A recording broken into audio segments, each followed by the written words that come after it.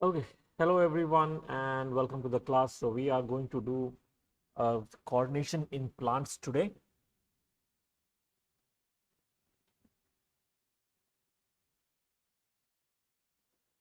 Let's see.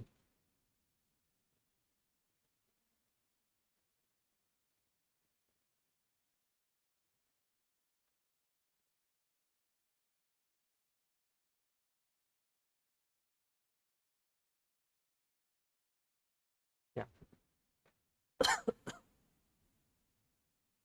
Hello Vaibhavi, hello Shruti, welcome to the class, both of you.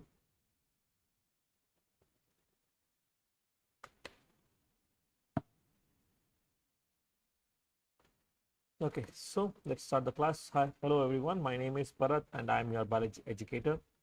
Students, if you haven't given a shot to the Unacademy Ask It Out platform, please do try it out. You can ask as many number of doubts as you want any time of the day. Uh, okay, just ask it out when you're using this platform on the Unacademy Learning app. Please use a printed source preferably, and also ask only one question per ticket. If you have multiple doubts, you can raise multiple tickets. Not a problem about that. Okay. What's your name? I think Gunateja, right? Hello, Gunateja. Hello, Prabhat. Prabhat Ranjan. Okay. Yeah.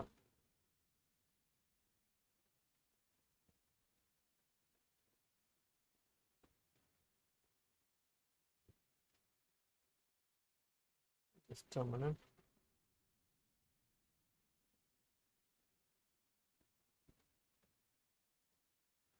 Yeah.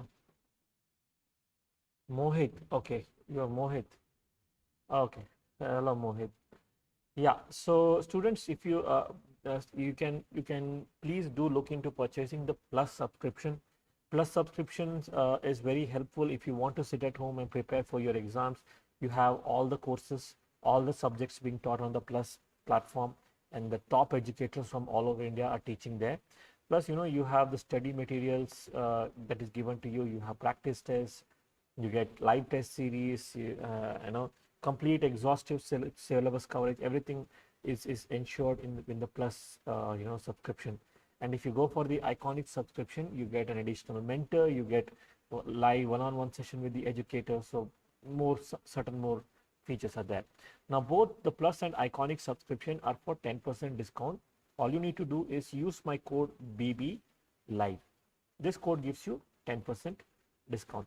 And please do note that tomorrow is the last day.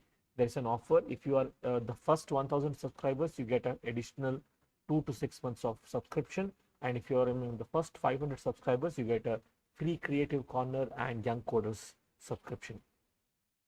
And last thing, this is today, I'm telling this for the last time. Tomorrow morning, 11 o'clock for you guys, there is an Unacademy Combat. Please enroll. The links are there on the Unacademy website. Please enroll yourself and you know use this Combat.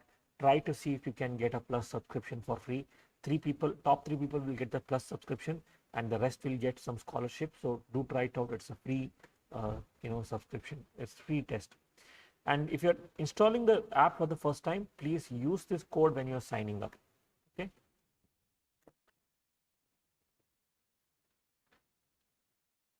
Hello, Sampada. Hello, Akanksha.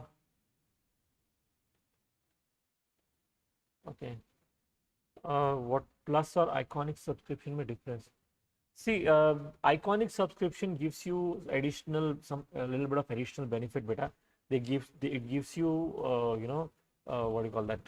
So if you purchase the iconic subscription, you additional to the Plus, you also get a personal mentor. You get a one-on-one session with the educator. So if an educator is there and you want to have one-on-one session with them, that is given only for the iconic students, not for the Plus students. Oh, okay. Hello, Rahul. Beta, what is your name? See, if you say hello, sir, at least you previously told that you are a Plus student. Please at least introduce yourself. Tell. See, here Rahul has said. Sir, my name is Rahul Putty. At least introduce yourself.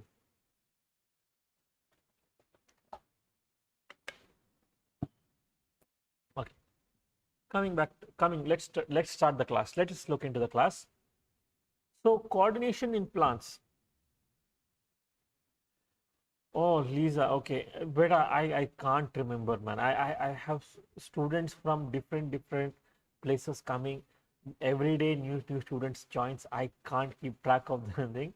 So every time, please, if you do not use your name, and since you're not very frequent, at least see, Shruti here is regular to my class, so I remember her name. So if you come regularly, I will definitely remember your name. Okay, so please do come regularly.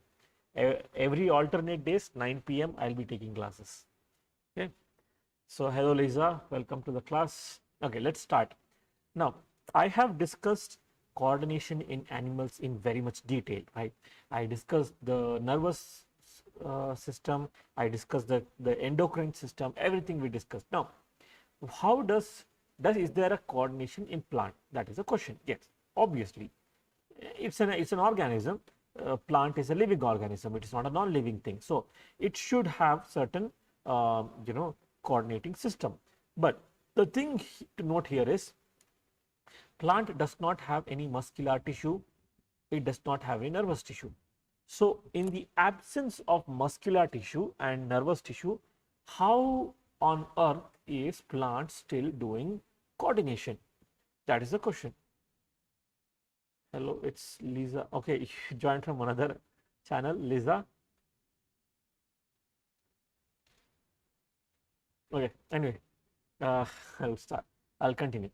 So this is the curiosity thing over here. It does not have any muscular system, no nervous system. So what is the coordination that is happening in plant? And does plant require any coordination at all? That's the question. Well, obviously, they do show certain kind of movement, although these movements need not be very fast, it might be very slow, still they are movements. Okay, and that's why they do need some coordination. So how can that happen? Well, since there is no new nervous system, plants specifically have to use the chemical system for their coordination. And as you know, in the case of humans, the chemical system is, that is the hormone, right? It is the hormones which is the thing. So same hormones are are seen in the case of plants, but obviously these plant hormones are very much different from animal hormone. They are not the same thing, and they are not released by certain glands and all that. Hello Mohammed, welcome to the class. So they are released by there are different cells. Like in case of plant, it's mostly this living cells which will secrete these hormones. Anyway, that is how the coordination happens. So the hormones specifically when it comes to plant, it is called as phytohormones.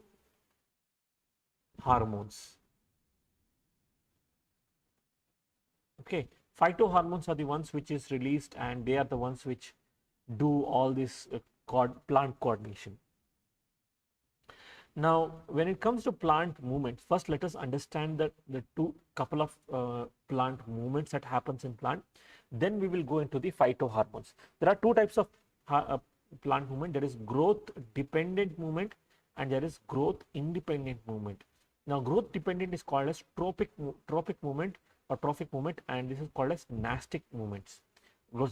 Why? What do I mean by growth dependent? Well, in trophic movement, there is a change in the plant's orientation. There can be a change in the plant orientation, but it is linked with the growth. How is it? Let's look into that.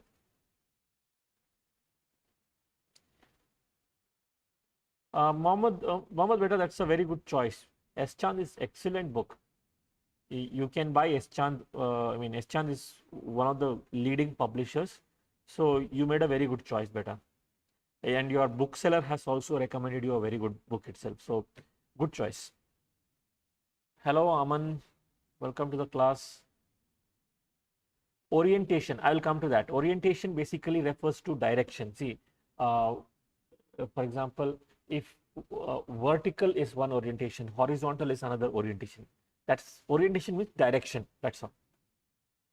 Okay, so let's first look into trophic movement. So trophic movement, or the growth dependent movement, is always basically there will be some stimulus. I'll explain everything very slowly, don't worry. So in trophic movements, the growth is basically it can either be towards a stimulus or away from a stimulus. What is stimulus? That you need to understand.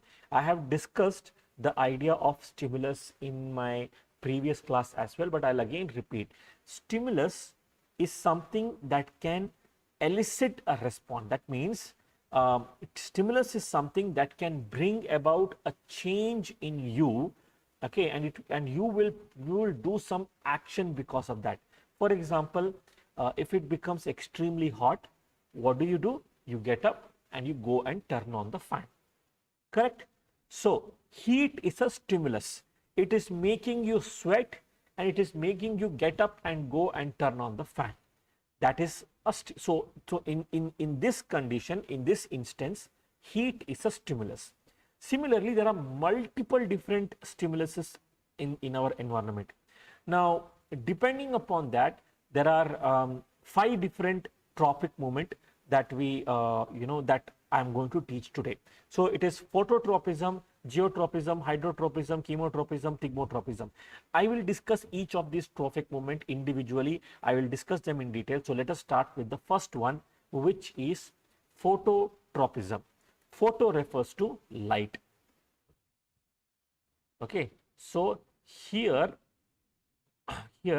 the stimulus is light. Now, plants, you already know, plants need light for what? Photosynthesis, correct? So sunlight is one of the most important ingredient in photosynthesis. It provides the energy which plants will use. So when the plants are growing, they tend to grow towards the light source. Now sun is right above us on the sky. Although if you look into the whole solar system and all, that's a different thing. But when we are where we are, at least here in India, when we look at the afternoon sky, the sun is almost on the top. So it will rise from the east and it will set in the west. But in the meantime, it is present on the top of the sky. So that is why most of our plants grow vertically.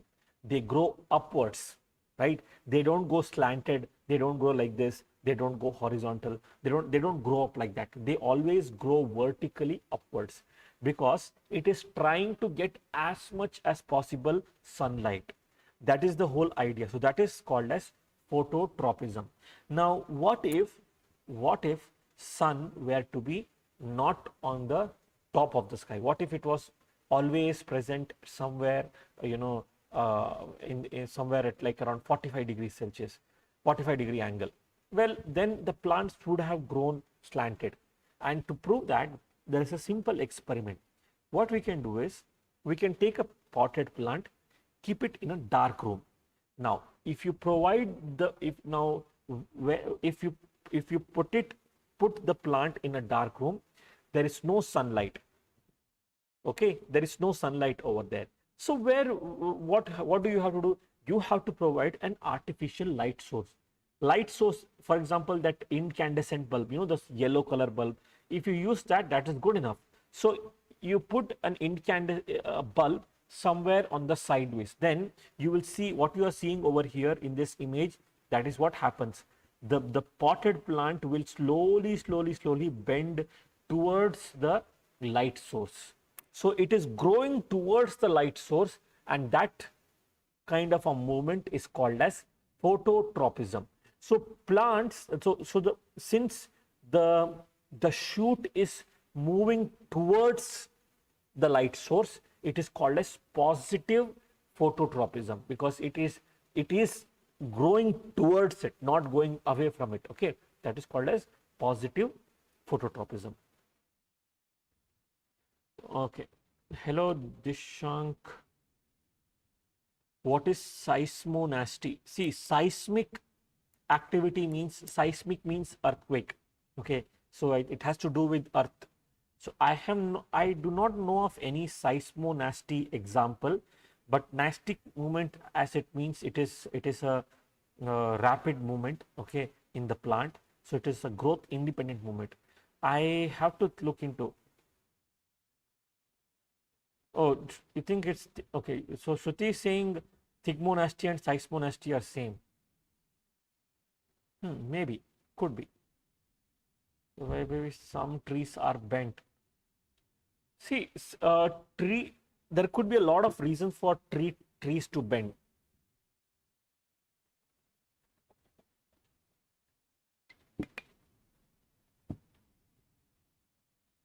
Uh, you see most of the trees which are bent. For example, if they are growing on a cliff, even if they are growing on a cliff, beta, what will happen is they will ultimately they will go up. And please do understand, sun is on the top of our sky because we are very close to equator. We in India. India is close to equator, so sun is on top. But if you go to some other countries, for example, Canada and all, the sun does not always be on the top. You understand? It is quite close to the pole. It is quite close to the North Pole. And if you go to the South American tip and all, it is quite close to the South Pole.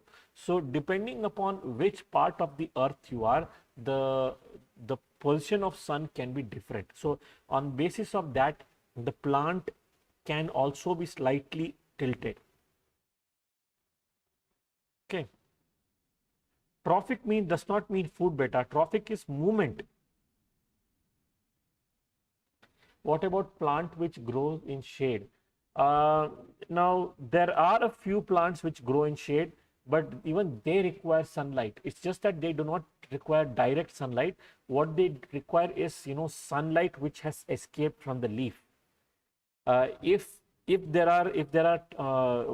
See, plants cannot grow without sunlight because plants are autotrophic in nature.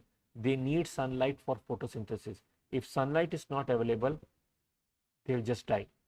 That's the reality. Okay. So even in shade, there has to be some amount of light which is available. So such kind of plants will not grow very tall. If you go to forest and all, it will be dark, but there will be some small plants. They will remain small only because they do not have the ability to cross the tree and grow up. Not a lot of bent tree are there, Vaibhavi. Very less bent tree. Now, the reason for bent, the tree to bend can be various things. It can be because of the inclination of the thing. I think you are looking into probably the coconut tree. You are thinking, but I have not come across any tree which is slightly tilted like this, even if sunlight is above. No, it will not happen. It might be growing like this. It might, coming from the side, it may grow like this, but it will always grow up. Coconut trees might be slightly tilted, but still it grows like this. So even if it's bent, it will always grow upwards. So it's not the same. Ultimately, plants will grow towards up, okay, wherever the sunlight is. So that's not correct. It's the bent, the whole bend of the stem comes from the orientation, that is the way in which the land is made. If it is a hilly region, then obviously it will not be flat, so the tree can be slightly bent, but then it starts growing upward, so it will grow like this, so somewhat like this. Okay. Tropism, Mohammed beta, I already taught. No, tropism is growth dependent. Beta, what were you doing? See,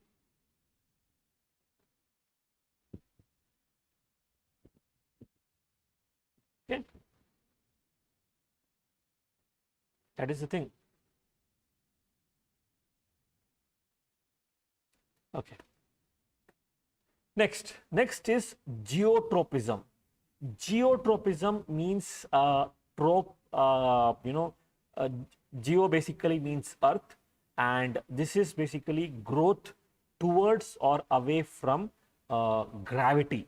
So gravity is a very important part over here. Now, where do you see geotropism? Mostly in the roots.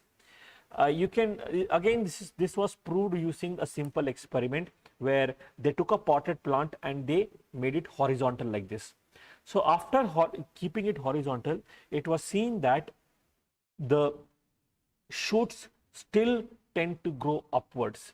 They do not grow downwards. Okay, so they still tend to grow upwards.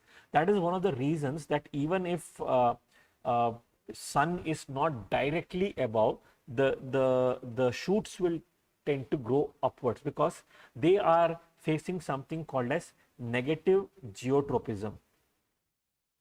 So this part is experiencing negative geotropism. Okay, so even in regions which is close to pole, you will still see trees trying to go up as much as possible because they are going away from gravity, whereas the roots, they will grow downwards. That is called as growing towards the gravity, which is called as positive geotropism. Okay, so negative geotropism is seen in the shoots, positive geotropism is seen in the case of roots. Then next one is hydrotropism. Now hydro, what is hydro? Hydro is water, correct? So hydrotropism. Now here again there is movement of plant parts towards water, and the best example again is the roots, because your shoots are not going into search of water. The plant shoots will not go in search of water. It is the roots which go in search of water. So if the plant root is growing downwards, it sees that there is some amount of water slightly away from where it is going. It will change its growth direction slightly in order to access more water, because that is the function of root. It is to provide a strong base for the tree and also provide water and mineral. Okay. What is the action of germinate seed? Germination of seed also shows a little. So germination can there is some amount of chemotropism. There is also some amount of hydrotropism and phototropism. See, when a seed germinates, the shoot will start growing up. Correct? The shoot will start growing up. So that itself is phototropism.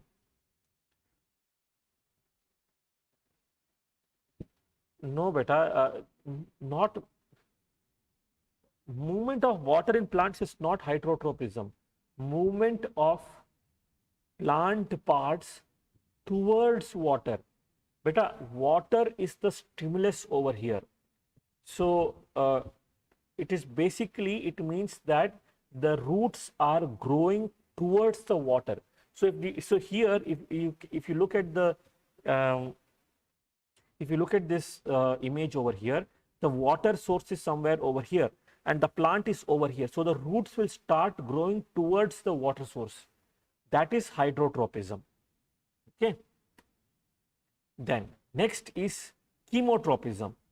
So chemotropism is simple. It is basically movement of plant or growth of plant parts towards a particular chemical stimuli.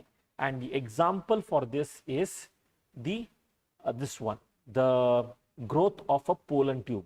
Now I obviously do not expect any one of you to understand what is a pollen tube, because I have not taught you what is pollen tube.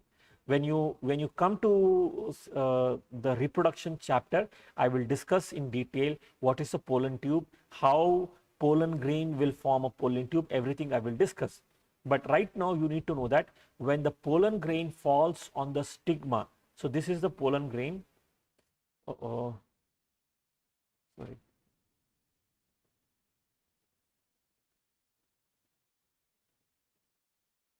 See, this here is the pollen grain. Okay, and the pollen grain will start falling into the stigma. This is the stigma. It will come here, and then the pollen tube starts to grow.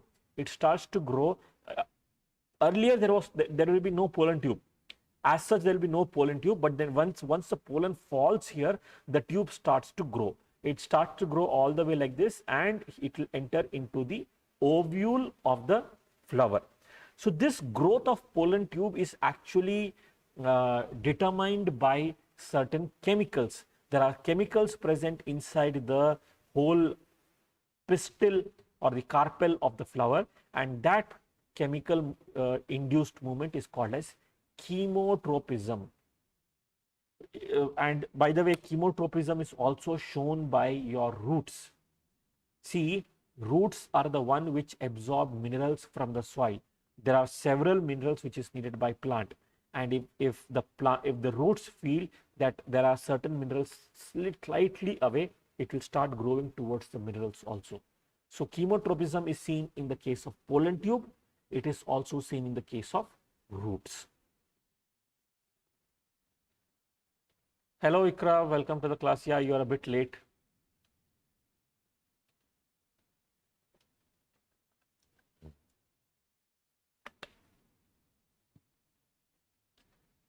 What is it, Mohit? Uska koi connection? I not understand. Sir, who takes the decision? That's a very good ask question, Vaibhavi. Who takes the decision? That is something we do not know. As far as we understand, it is in the cells have their own way of sensing in the case of plant. Okay, but there is no central organ which decides how it has to grow. There is a lot of things that we do not understand about plants, by the way. To be really honest, plant physiology is not very, very clear.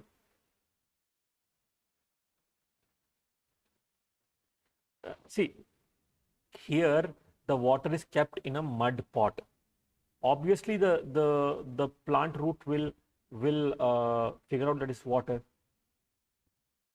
Okay, it's just that. I see this is a representative, Mohit, this is a representational image. What I'm trying to understand, don't go into the details of the image. What I'm trying to tell you is the roots will grow towards in the soil towards a region where there is more water. You agree that in the soil, some region there will be more water, in some region there will be less water. So obviously the roots will try to grow towards a region where there is more water. That's all. Are plants more complex than humans? That's a very good question. Yeah, in a way. No, Mama, that's complete fertilization function of no, wrong. Anyway, Mama, that's a discussion for reproduction chapter. We will discuss over there. But yeah, that's a completely wrong statement you have made. So coming to your question, are plants more complex than human? In a way, yes. In a way, no. See, we have organ system level of organization, yet plants only have tissue level of organization. So are they more complex? No, we are more complex. Then how do they do all their functions? How do they produce so many chemicals? No idea. You know, plant cell is the best chemical factory in the whole world. There are chemicals which we cannot even dream of synthesizing. Like, it is impossible for humans to synthesize certain chemicals, but it is synthesized in the plant cell. How does the plant cell synthesize? No idea. You know, there are so many medicines, even till today, so many medicines, irrespective of whether you follow Ayurvedic or allopathy. Even those modern pharmaceutical companies, they depend upon plants for a lot of chemicals. There are chemicals that we just cannot synthesize. It is impossible, certain complex chemicals. So there is a lot of mystery surrounding the plant system. There is a lot of difficulty in understanding the plant physiology. You know, I had a little bit of plant physiology in my master's, and it literally drove me nuts. Okay, it is difficult to understand how they perform. The kind of, see, for example, I'll be giving you the examples of phyto hormones. The phyto, there are 5 phytohormones that we are going to study. Some of them seems like they are redundant, but they are necessary. Some of them are like, contradictory to each other. It just makes no sense sometimes. But every researcher does something and they find something different. So how does this all add up? We don't know. That's the difficult thing about plants. I had to learn a little bit of plant embryology. It literally was the most difficult thing I ever studied. By the way, Delhi University in India, it was one of the leading university in plant embryology, and I don't know how they study it. It's quite complex. Okay. Yeah, I'll be teaching full coordination in plants. Then next, the last one is the thigmotropism. Thigmotropism refers to touch. Okay, thigmo refers to touch. Now, this is seen in the case of climbers. There are a lot of plants which climb using a support. For example, grapes, then bitter gourd, bitter gourd, Karela, then that Loki, bottle gourd.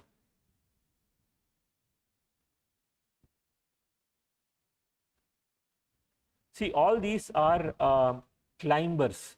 They climb onto some other plant, or they climb onto some support that is given to them. That is how they grow, right?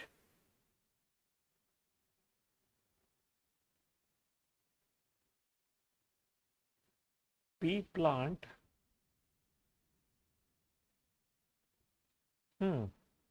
I think it is a different plant maybe, because money plant is a good example. Cucumber is also a good example, I think.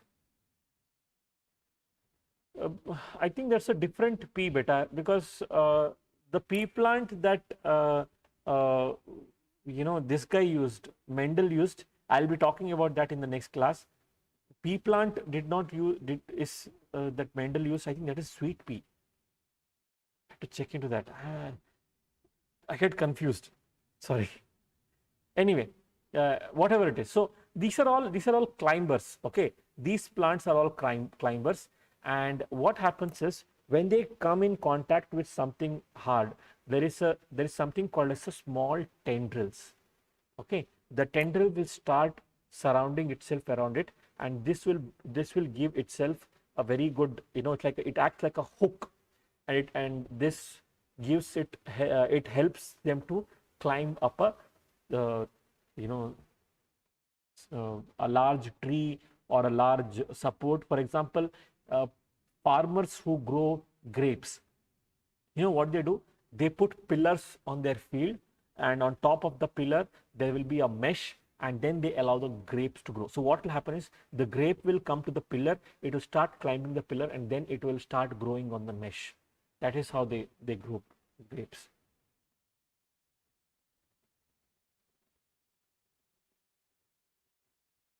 No. They don't do that, Vaibhavi. That's not how they do it. See, the root of the climber is still there. The climber will emerge from the soil. It will have its own roots, so it will capture its own water. It will get its own minerals, everything from the soil. It just uses the support for growing upwards. That's all, because it has a weak stem. That's the only thing. Then next is nastic movement. So we are done with trophic movement. Now we have nastic movement. Now nastic movement is basically growth independent movement. One of the best example is thigmonasty. Basically, when you touch a plant, it will move. What are tendrils? Where tendrils are this one. You see this structure over here, tendrils. They are small, thin, wire-like structure. you should see some climber beta, grape or bitter gourd or bottle gourd, karela या फिर loki. If you look at those plants, you will find small tendrils. They will make a circle around a stem or a stick. Yeah, there are so many farmers who grow. See, grapes are very important for wine making industry, right? So there are farmers who grow grapes specifically for wine making. Okay, now coming to nastic. So thigmonasty is one such thing. Thigmonasty is when basically when you touch a plant, it suddenly moves. Best example is Mimosa pudica, which is called as chui mui. I think chui mui, right? Yeah, that's the name in Hindi. So what is it called in Kannada? In Kannada, it's called as nachige mullu, I think. Nachige means sharam, and mullu means thorn. It has small thorn in it. Yeah, even money plant has tendrils. So yeah, anyway, so Mimosa pudica is one such a plant. If you touch the leaves of the plant, it will suddenly close. Okay. Now another example of thigmonasty is the Venus flytrap. Please watch any, if possible, watch videos of Venus flytrap on YouTube. Since you have YouTube, you can always search Venus flytrap or pitcher plant. Okay, what happens is a fly will come and sit on the Venus flytrap, and the Venus flytrap will not close like this.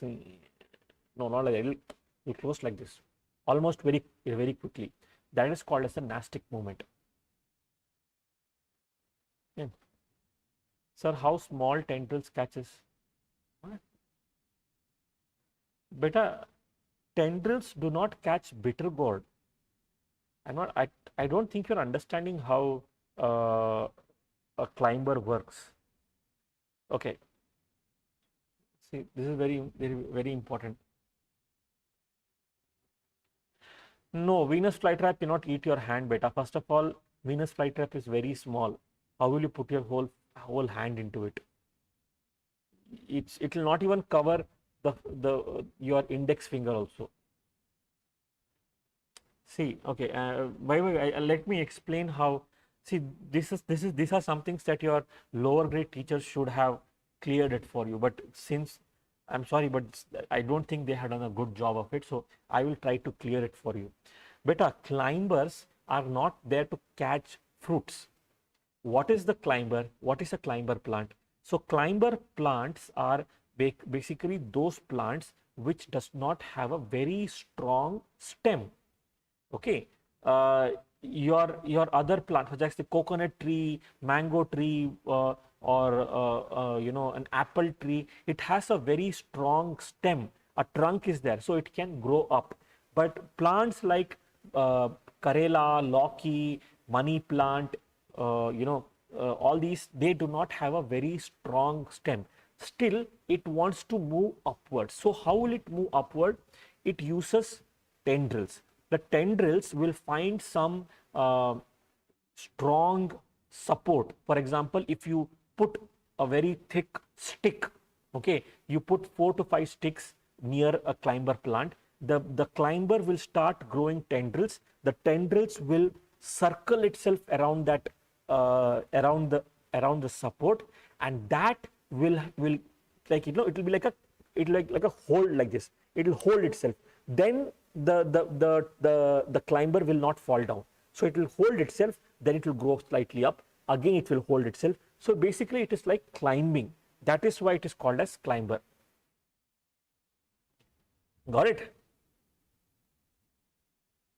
I hope now you understood how climber. So the tendrils are strong enough to give support. It is strong enough to hold the plant in its place.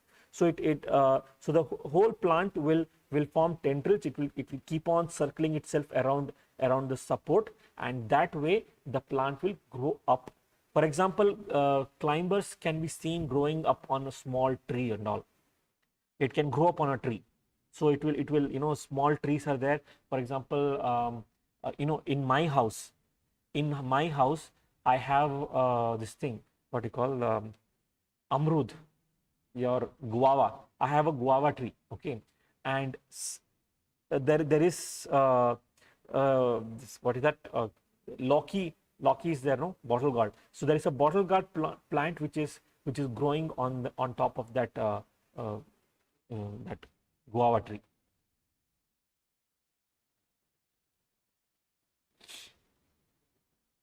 Hello Raj Anand, I'm fine, beta. Thanks for asking. I hope you are also fine.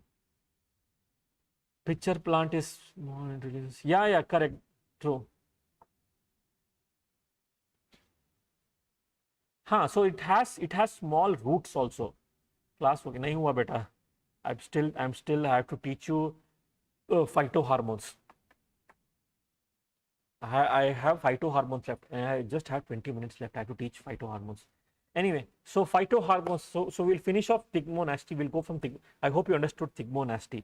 Thigmonasty is basically sudden movement because of touch. You can watch the video of Venus flytrap. You will see how the Venus flytrap is very quick. So it happens because of touch. The fly will come and sit on Venus flytrap. That's you know, starts some kind of a cell signaling, and that results in the Venus flytrap eating. That's all. Okay. So what are phytohormones? Phytohormones are plant hormones. They are chemical compounds which are released by the cells of the plant. Now, the thing is, in the case of animal, the hormones are released by glands, and they can go far away in the body for their action. But what you see in the case of plants is that the hormones are released very much close to the area of action. If the area of action is the shoot tip, then hormones is released very close to it. It is not the hormone is needed in the shoot apex, so I will produce the hormones from roots. That is not how it happens. It is produced very close to the place of action. The reason is plant does not have a circulatory system. That's the reason. Now, phytohormones have a lot of function. You know, they control cell division, cell enlargement, cell elongation, differentiation, ripening of fruit, all that thing. So let us look into it.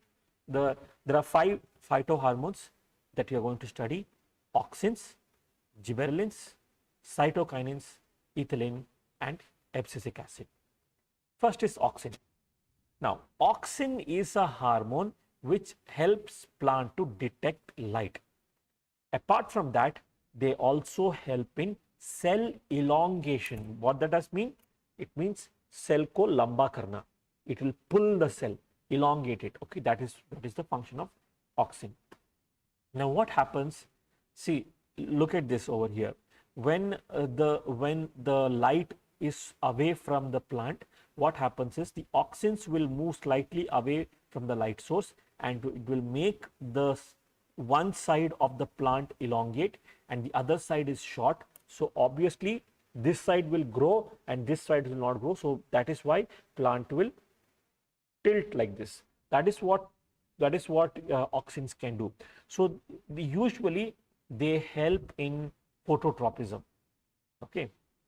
Inhibitors means stop. It will inhibit. It will stop something from happening. Promoters is something that will promote. For example, if your friend is stopping you from doing something, that means he's an inhibitor. If your friend is like, हाँ कर ले, that's called as promoter. That is the difference. Okay. Okay. So that is auxins. Next, you have what else is there? Yeah. So auxins basically help in phototropism. They help in cell elongation. Now, what about gibberellins? Gibberellins are responsible for elongation of the stem. They are responsible for cell growth, not specifically cell division. That is not the thing. Cell growth is different. Cell growth means the cell will increase in size, and it is also responsible for seed germination and also for the flowering. So flowers have to bloom, then you need gibberellins in the plant. Okay.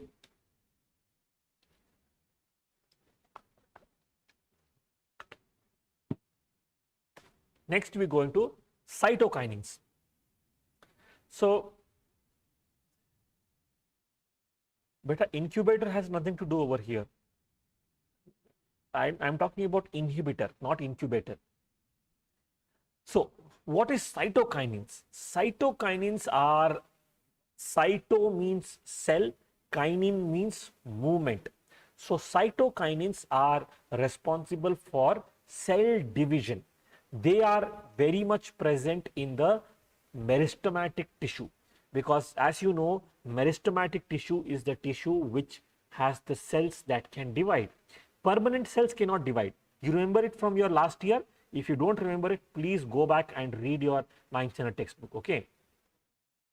In your 9th standard textbook, you have the different types of tissues.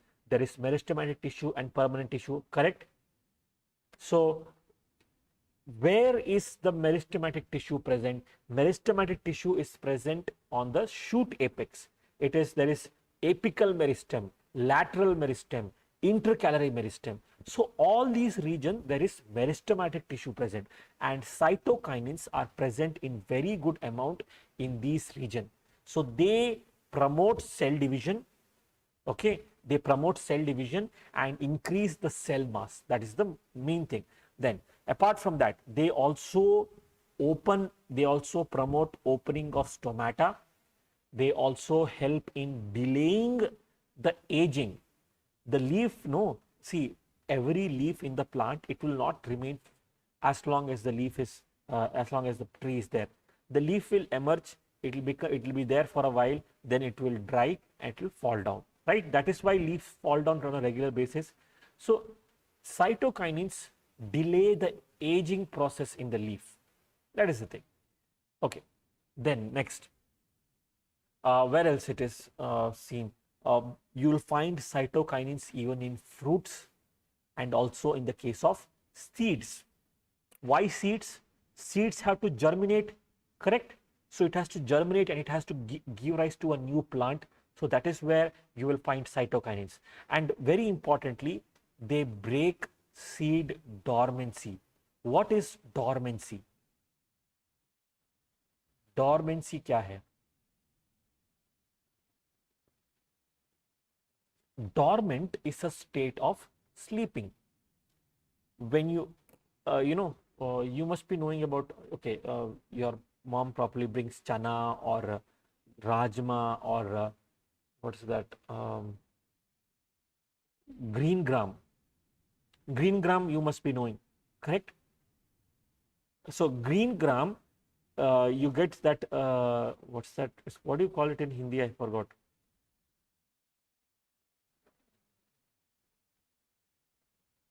Anyway, I can't remember the name of the in Hindi. Anyway, so green gram, whatever that green gram is there, no. So, if you keep it as such, it will remain that green gram, the full greenish color. It will remain in your shelf for like 6-7 months. It will remain. But you take out those green grams and you put it in water. Okay, what will happen? It will start to develop, it will start to germinate. You will see sprouts. So, as long as you put, Mama, better listen. If you listen to me very clearly, I'm not speaking very fast. I'm speaking very slowly. So, you have to be very focused. Okay, you'll understand dormancy when I explain this. So, as long as that green gram is present in your mother's shelf, it will not show any action. That means it is in a dormant state. It means it is not doing any activity. There is nothing happening inside the green gram. As soon as you put the green gram in water, it starts to swell and it starts to sprout. So, you know, it looks as if the green gram is almost dead. That is called as a dormant state, where it shows absolutely no chemical activity, no metabolic activity, nothing happens in the seed. So, why is the seed that way? Because seed has to find the right conditions to germinate. It cannot germinate wherever you put it. It has to find the right. So, when you put the seeds in the soil, that is when it germinates. That means soil along with water is the right it is the right kind of uh, condition for the seed. So as long as the seed is quiet, it is considered dormant. And when the condition becomes very conducive to it, cytokinins will help the seed to break its dormancy. It will help the seed to come out of the shell and start germinating. That is the function of cytokinins. Plants बात नहीं कर सकते बेटा. Okay. Then next is ethylene. Ethylene is a gaseous hormone. That means it is in the form of gas, and it is mostly seen in fruits. Specifically, no, but I don't see Doraemon at all. Where is the time for me to see Doraemon? Plus, I don't watch cartoons.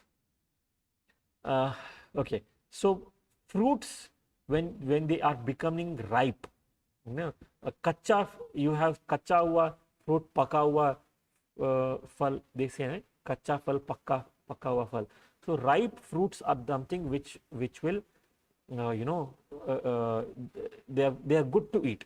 For example, mango, it's right now the mango season. So if you eat a raw mango has its own taste, but a ripe mango is sweeter. So how does the mango become ripe? It basically becomes ripe because of ethylene. In the tree, ethylene is naturally generated, and this will help the fruit to become ripe, and then it will fall down. Okay. But you can also use ethylene artificially to ripen a fruit. So what happens when the fruit is ripe? It becomes soft, and if it falls down, it gets damaged. Now such kind of a fruit cannot be sold in the market, correct? So what do farmers do? Farmers will they will pluck the fruit when it is still raw. So even if it falls down, it will not get damaged. That is what they do. So what do? They pluck the fruit when it's raw, and they provide it with ethylene gas, and it's a very safe way to do. So if you put ethylene gas, it will become ripe, and then the consumers can eat it. Very natural way of ripening a fruit. Now apart from that, ethylene also promotes root growth. It also promotes root hair formation. Okay, it initiates germination in peanuts. Peanuts means mungfali. Okay, and also promotes sprouting in potato. See, if you keep potato at home for like 10-15 days, after 10-15 days you watch the potato, there'll be white color small sprouts on the potato. That's called as potato sprouts. Okay, so that is also done by ethylene. Germinate, but germinate does not mean growth or increment. Germinate is germinate. Germinate is specific to seed. Plants cannot see. Only seeds can germinate. Plants growth is not called as germinating. Plant growth is called as plant growth only. Yeah, that's one other reason, Sampata. That's correct. Okay, last question is abscisic acid. No, that's a different. Wait, Sampata, that's a different thing. Certain seasonal fruits, they are kept in frozen condition, so they will not change. It will be raw. Whenever it has to be provided in the off season, they will remove it from the deep freeze, and they will make it they add ethylene and they ripen it. But somehow mango does not come out very well. That is why mango is not usually sent into freezer. How plants transfer? Simple, by diffusion, simple diffusion, cell to cell diffusion. बेटा sir ethylene market में मिलता है.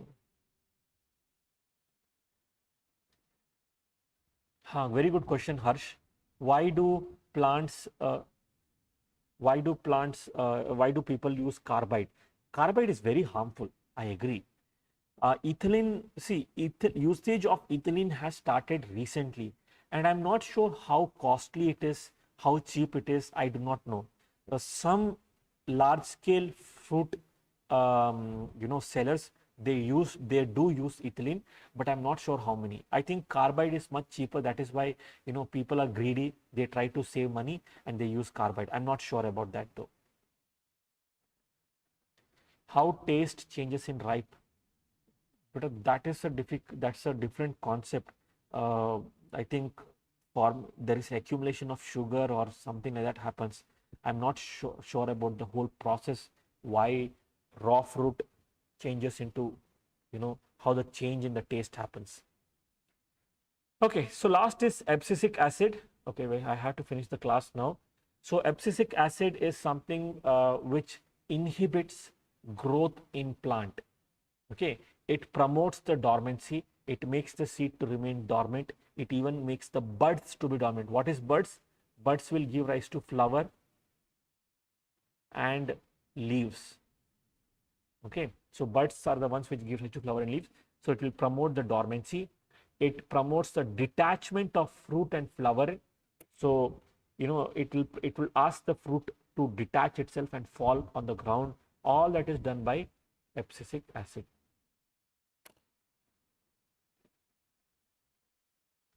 No, papaya paper say does not become ripe. The ripening happens primarily because of ethylene. Paper has nothing to do over there. I don't know why they use paper, but paper has nothing to do with ripening. Okay, students, I think we will do Menti in the next season, in the next session. If you have your doubts, please keep your doubts for the doubt session that I'm going to do. There is a session where it is marked as important questions and doubt solving. So if you have any doubts regarding this plant, coordination, please keep it and ask those doubts in those sessions, because frankly, I am tired today. This is my third session of the day and I'm quite tired. So I'm going to end the session over here.